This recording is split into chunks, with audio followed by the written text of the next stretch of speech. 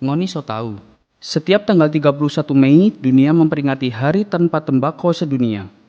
Tapi, bagaimana sejarahnya ya?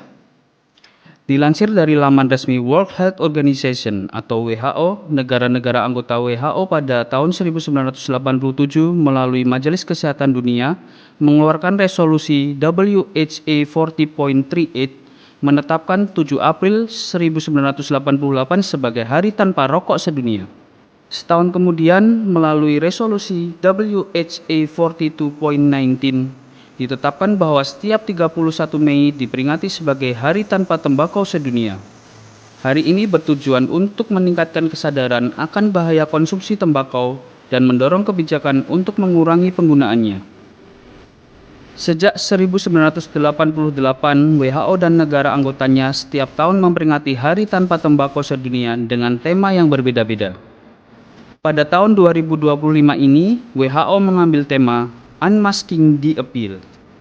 Kampanye Hari Tanpa Tembakau Sedunia tahun ini bertujuan untuk mengungkapkan strategi yang digunakan industri tembakau dan nikotin dalam menarik minat, terutama dari kalangan muda. Mari kita dukung Hari Tanpa Tembakau Sedunia, bukan hanya hari ini, tapi untuk masa depan yang lebih sehat.